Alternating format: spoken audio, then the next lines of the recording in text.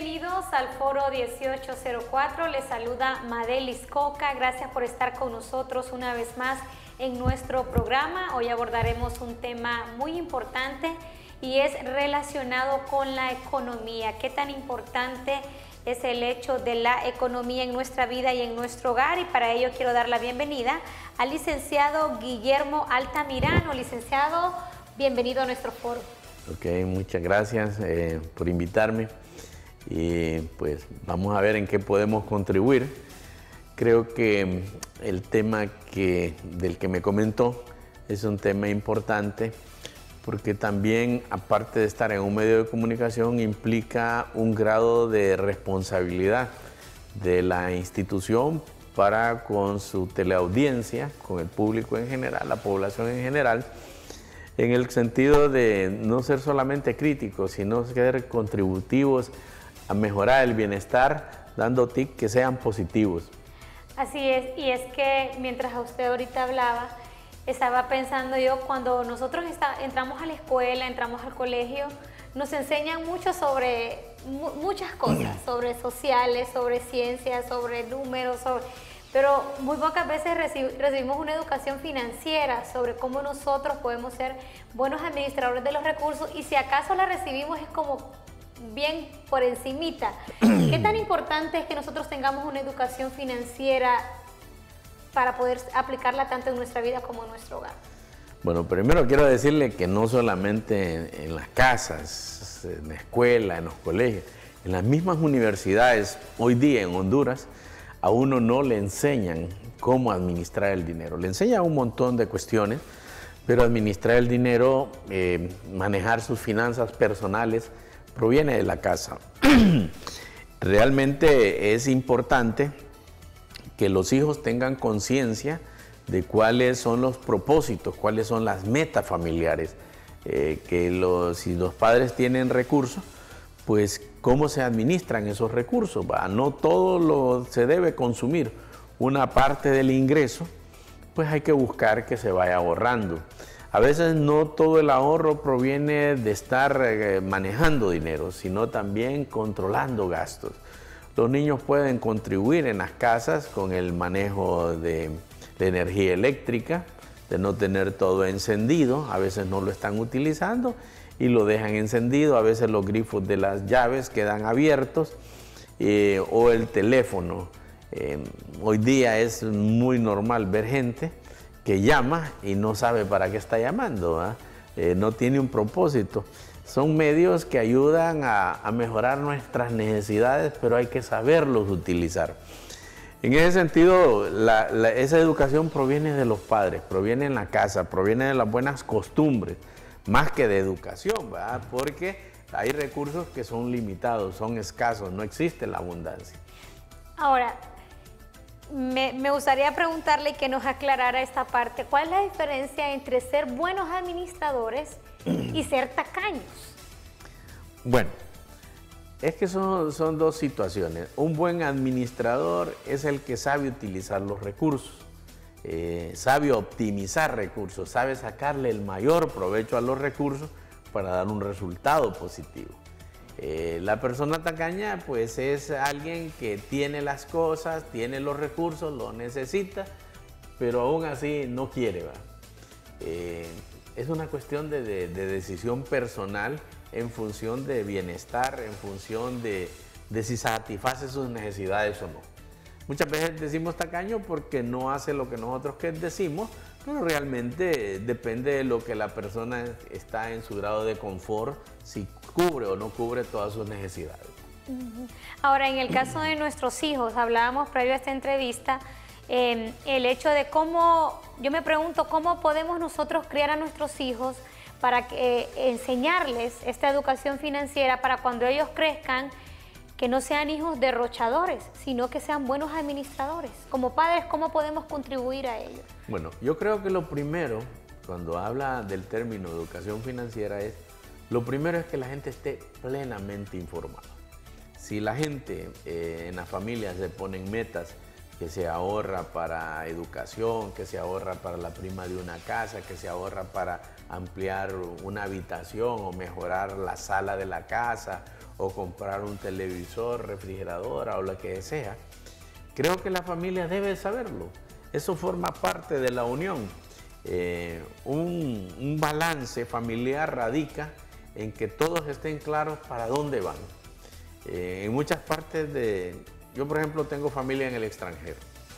Y yo cuando hablo con mi familia, mira, han ido por un montón de lugares del mundo y entonces, oíme, ¿cuánto te costó? Y la vez pasada le preguntaba a uno de mis primos, que fui a Tierra Santa, que fui a no sé dónde, y nada, me dice, ¿cómo que nada? O sea, sus vacaciones compran paquetes y los van pagando por anticipado, donde ya está incluido la comida, el transporte, los impuestos y todo. Entonces realmente cuando van al disfrute, a disfrutar la vacación. En cambio nosotros vamos muchas veces y utilizamos nuestra tarjeta, iniciamos nuestros créditos al máximo. Sacamos préstamos. Así es. Entonces cuando venimos, no venimos descansando, sino que venimos... ¿Cómo voy a pagar? ¿Cómo voy a afrontar todos mis compromisos? Entonces creo que el concepto es válido, creo que el concepto es fundamental, que el padre, la madre tenga claridad en el entendido de explicarle a los hijos qué se está haciendo, qué es el propósito de la familia, para qué. No restringiéndose, muchas veces no hay que restringirse, pero hay que comparar, muchas veces de comparar precios, muchas veces de buscar calidad y optimizar y saber comprar. Si se tienen los recursos, las cuestiones son más fáciles. Si no se tiene, uno se adapta a las necesidades o a lo que dispongan otros o el mercado nos dé. Ahora, licenciado, muchas veces nosotros también pues cuestionamos el hecho de que quizás no tenemos suficientes ingresos para ahorrar y bueno, no me ajusta para ahorrar esta semana, no me ajusta para ahorrar este mes. ¿Acaso necesitamos suficiente plata para tener esta cultura del ahorro o en qué consiste? Bueno, yo creo que ya está entrando en dos términos. Miren, primero que todo, siempre hay dos cuestiones básicas, los ingresos y los gastos. El primer error que la gente comete, o que cometemos la mayoría, porque a uno también pierde la perspectiva, es que muchas veces gastamos más de lo que debemos gastar. Uno tiene que conocer sus ingresos para poder adecuar cuáles son sus gastos. Una vez que tiene claridad de los ingresos, pues entonces hay cuestiones que deben de priorizarse. Hay necesidades que son básicas, fundamentales, como la habitación, la alimentación, transporte, la educación. Pero muchas veces salimos a comprar y nos volvemos compradores compulsivos. Compramos las cosas y no las necesitamos.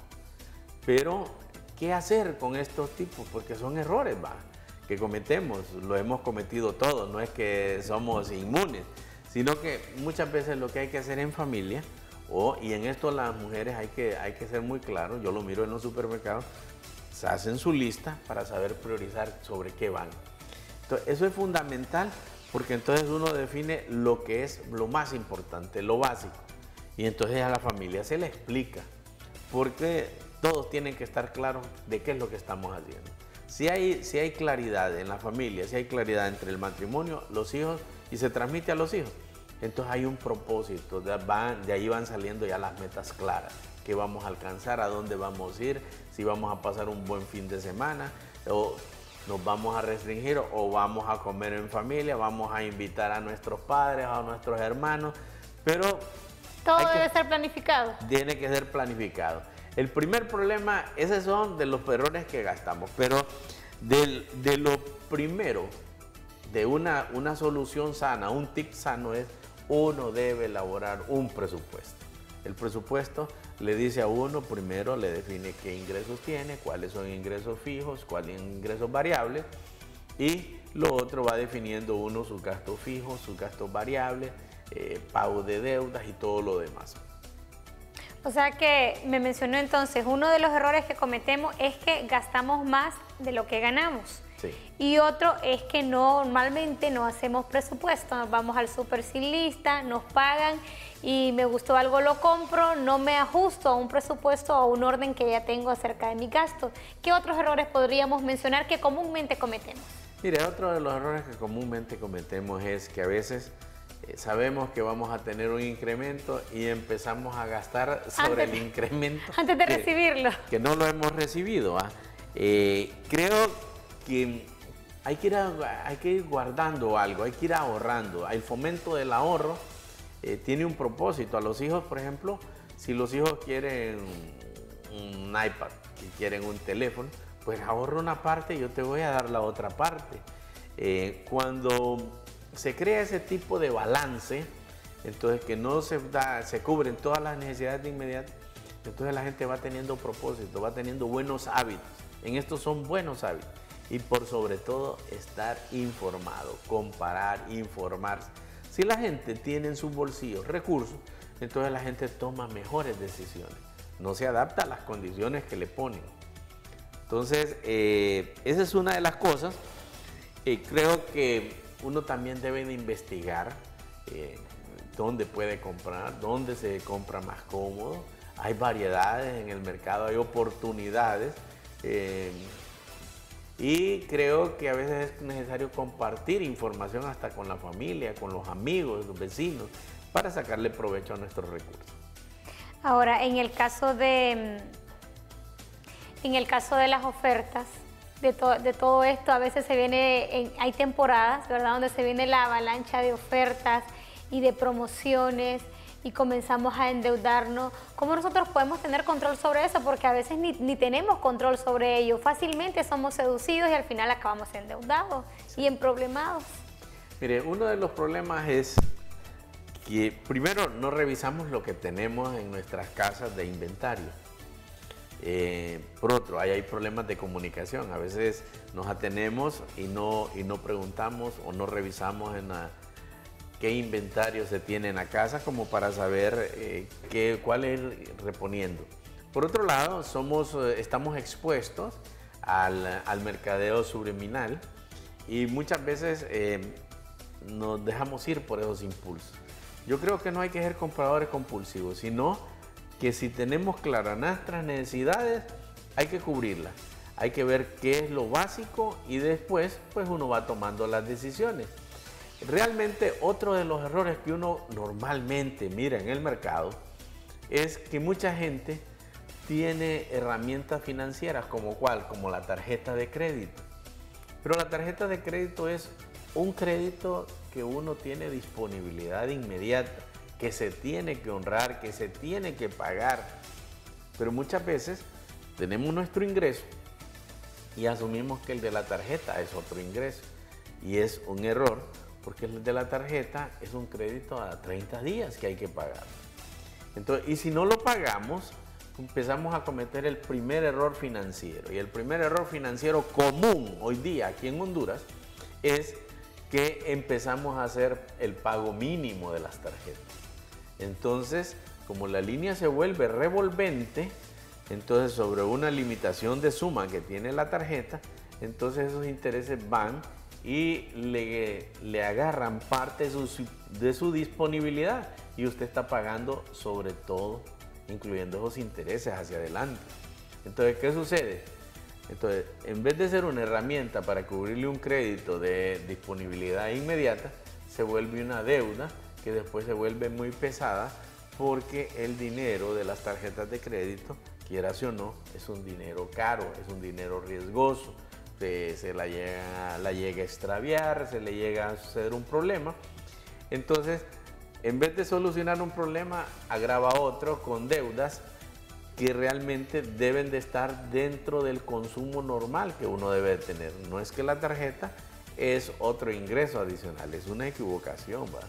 Pero a veces la hemos cometido. Lo vemos de esa manera. ¿Es alto el índice de los hondureños emproblemados con las tarjetas de crédito? Sí, es muy alto. Es sumamente alto. Y yo digo por varias razones. Primero, porque a veces la gente que nos ofrece los productos financieros tiene metas que cumplir y entonces no nos hace los análisis adecuados de cuál es nuestra capacidad, de cuál es el límite de la suma que debemos de manejar y nos dan sumas fuera de nuestra capacidad. Por otro lado, nosotros asumimos que la podemos utilizar toda esa capacidad y la empezamos a tirar a largo plazo, cuando son cuestiones que se deben pagar producto del ingreso mensual que tenemos. Otro error que uno normalmente comete es solo tener una fuente de ingreso. Uno debe buscar tener otra fuente de ingreso. Y si no puede mejorar las fuentes de ingreso, pues uno tiene que buscar cómo optimizar sus gastos, cómo disminuir gastos, cómo eficientarlo. Y ahí no es solamente trabajo de los padres, es también de la familia en general, de la esposa, de los hijos, en el grado de conciencia que cada uno de ellos tiene, ¿verdad? En el país todavía el proceso de educación financiera no llega, ¿verdad? Hay países en el mundo que ya han incluido dentro de sus pensos a nivel escolar, ¿verdad? Por ejemplo, México es un caso. Los maestros en México ya dan clases a nivel escolar de educación financiera, ¿verdad? De qué ir gastando, qué no gastar. Mucho introducido a forma de enseñarle muy buenos hábitos, porque a veces no todo lo bueno es bueno si es en exceso. Hasta las cuestiones en exceso que son buenas son malas al después. Entonces hay que buscar un balance. En la vida todo es balance, ¿va? Yo le decía al comienzo antes de empezar a platicar, que yo por ejemplo miré en Uruguay al presidente Mujica en una cuestión referente al tema de educación financiera con los hijos, diciendo que a los hijos, si se hacen desarrollar en opulencia y se les da todo, los hace fracasar uno. Hay que llevarlos de acuerdo a que vayan entendiendo cuáles son las necesidades más importantes para ser los triunfadores, que ellos sepan administrarse desde pequeños. O sea que no hay que darles todo, es un error, aunque hoy en día muchos padres dicen, bueno, yo no quiero que mi hijo sufra lo que yo sufrí, por eso yo le doy todo lo que él quiere, todo lo que él necesita, es un error. Sí, creo que sí, creo que las cuestiones, la gente triunfadora generalmente es porque ha tenido más limitaciones que otra, no lo ha tenido todo, le ha costado, y en la vida uno va aprendiendo que lo que más le cuesta es lo que más aprecia.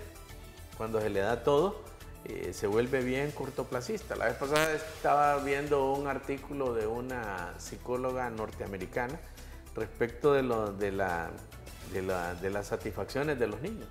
Entonces ella, parte de su artículo estaba en función que en Estados Unidos a los niños llora, grita o algo y le dan un juguete, le dan otra cosa, a manera de que se calle. Entonces, pero no les ponen metas, no te lo ganes, ¿verdad? Entonces, eso, decía ella, va a tener consecuencias en su sociedad. O sea, que es correcto entonces el hecho de establecerle metas al niño y que se esfuerce para poder obtener las cosas, porque de hecho en esta vida nada es gratis, todo tiene un precio. Así es. No, y es importante, como le digo, que lo conozca la familia. A veces, otra cuestión es que nosotros como padre y madre, ¿cómo se llama? Lo hablamos entre nosotros, pero no le transmitimos a los hijos cuál es el propósito familiar, cuáles son las metas de la familia. A veces expresamos, ahorita acaba de pasar la Navidad y uno quiere esto, quiere el otro. La pregunta directa a los hijos es, ¿ese es un objetivo o es un deseo? No, que voy a subir de peso, que voy a pasar el grado. No, ¿es un deseo o es un objetivo? ¿Qué vas a hacer? Bueno, estudiar todos los días para pasar el grado. Bueno, es tu obligación, se le da todo. Entonces, pero si es un deseo, va a clase, no va a clase. Obviamente como padre tenemos que darle seguimiento si van o no van, ¿va? Entonces ahí comienza la primera, la comunicación de padre en el núcleo familiar y después en la escuela dándole seguimiento porque tenemos responsabilidades.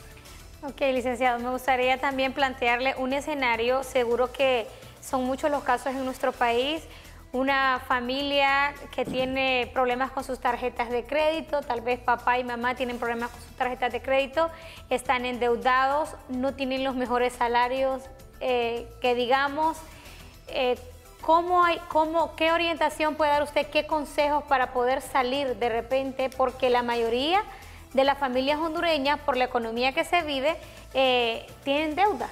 Sí. No, la pregunta es 100% válida, es una realidad. Mire, si alguien tiene deudas de tarjetas, yo no digo que es malo. Si alguien utilizó al máximo sus límites, está bien. Pero ¿para qué fue? fue para una emergencia, fue para cubrir algo apremiante que no podía esperar, excelente. Pero después viene uno y se dirige a donde el emisor, que generalmente son bancos, y entonces dice, mira, esta deuda la quiero pasar a más largo plazo, no a plazos de 30 días, porque si no comete el primer error financiero que le enseña a uno en la facultad, ¿verdad? Que es financiar gastos de largo plazo con operaciones de corto plazo, para buscar, aparte de disminuir la tasa de interés, buscar una tasa más accesible, también, ¿cómo se llama?, espaciar más el tiempo, en donde con los ingresos que tenga, poder cubrir una cuota que sea accesible a la persona, a la familia, para no empezar a crear una inestabilidad financiera que afecta el ambiente familiar. Creo que lo mejor que debe hacer la gente, va, se sienta y enfrentar el problema. No está exento uno que no puede tener problemas, todos tenemos problemas, pero la forma es de encararlos, plantearlos y buscarle una solución. Entonces, el del banco va a darles una solución. Si rehuimos esa responsabilidad de enfrentar el problema, pues realmente es un problema que se vuelve mayor, en el entendido de que existe una presión por alguien que quiere que le honren las deudas y otra persona que no tiene los recursos ni las disponibilidades inmediatas para honrarlo, pero hay que buscar espaciar. Si hacemos algo apremiante, pues en la siguiente semana o en los siguientes días, mira, ve, esto lo hice, pero necesito que me deje un crédito de más tiempo, y ahí vienen todo lo que la gente pueda negociar. Es mejor negociar en condiciones favorables y no desfavorables. Cuando uno ya llega a apremiante, que ya le están por la vía del cobro, ya sea extrajudicial o judicial, entonces ya la situación es muy diferente, ¿va?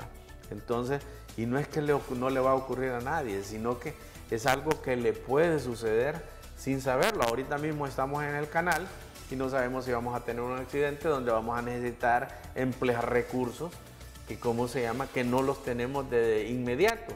Y si los utilizamos con algo, pues busquémosle después espaciar para mejorar nuestras finanzas personales. Licenciado, ¿y este tema de sacar un préstamo para pagar otro préstamo, es válido? Es válido siempre y cuando uno sepa manejar la tasa de interés y que el monto esté adecuado. Normalmente uno debe buscar que los montos en los pagos de deuda sean de un 30% hacia abajo del ingreso disponible de las personas. Arriba de eso, ya la gente entra en otros problemas, pues. Entonces uno tiene que aprender la lección, aprender a vivir con lo que recibe, no gastar más de la cuenta y buscar ahorrar siempre algo para tener un fondo de emergencia, para imprevisto, oportunidades, o hacer algo que uno ya tiene claridad de que quiere. Ahora, una de las últimas preguntas, porque ya estamos terminando. En el caso, ¿qué recomiendan ustedes? ¿Es mejor, obviamente es mejor comprar las cosas al contado que al crédito, pero es válido, en el caso de nosotros los hondureños, es difícil obtener 15.000 lempiras de un solo para poder ir a comprar un artículo o 20.000 lempiras? ¿Cómo manejar este tema de los créditos cuando necesitamos algo en casa? Bueno, depende de las negociaciones y depende, le voy a decir, de toda la información. Primero, si el producto tiene una garantía, hay que ver qué garantías me van a dar sobre el producto. Lo otro, cuál es la durabilidad del producto, cuál es la calidad, cuál es el bienestar que me va a suministrar. Y si lo que voy a comprar me va a mejorar mi condición de vida o me va a ayudar a generar ingresos. Generalmente compramos cosas para mejorar nuestra comodidad, ¿va? Un televisor, mejorar la sala, está bien eso mejora nuestra autoestima, pero también hay que ir en función de los ingresos. Repito, si gastamos más de lo que tenemos, entonces entramos en problemas. Uno tiene forzosamente, es una regla, aprender a vivir con lo que tiene. Obviamente, a veces es necesario hacer inversiones, endeudarse. Endeudarse no es malo, pero siempre y cuando esas inversiones que uno vaya a hacer le mejoren los ingresos. Para que no satanicemos las deudas. Así es, porque a veces pensamos que las deudas malas, que el crédito no es malo. toda sociedad, el mundo actual hoy día vive en función de crédito. Ahora, con esta termino, que tenía muchas preguntas, pero No. la vez pasada me di una vuelta y andaba en una casa comercial y de repente vi un televisor que el precio de contado era de 12,000. Y el precio de crédito, cuando yo multiplico lo de las semanas que iba a pagar, salía como por 47,000. ¿Qué recomienda usted en estos casos? ¿Es mejor que ahorre la plata y luego lo compre o es más factible el hecho de pagar todo ese dinero? Bueno, le voy a decir una cuestión. Sí es cierto, aparentemente usted por el ejemplo que puso prácticamente 3 veces. Creo que ahí es exagerado, voy a usar el término exagerado, el precio. Creo que hay un exceso de utilidad. Creo que si algo, la diferencia entre comprar de contado y comprar de crédito no es más que el financiamiento. Entonces, pero si alguien está utilizando un financiamiento extraordinario, entonces hay que buscar alternativas. No lo compres directamente ahí al crédito, busca a alguien que te lo financie para que, ¿cómo se llama?, tengas una mejor alternativa. Pero ¿qué sucede? A veces nos dirigimos directamente y no buscamos alternativas. Educación financiera, repito, no es más que estar bien informado, ver todas las condiciones y después, ya bien informado de todas las opciones que da el mercado, tomar su mejor decisión. O sea, no a la carrera. No a la carrera. Gracias, licenciado. Bueno, un placer. Gracias, muy amable. Bueno, ya hemos recibido excelentes consejos sobre cómo mejorar nuestra economía. Gracias por atendernos. Será hasta un próximo programa.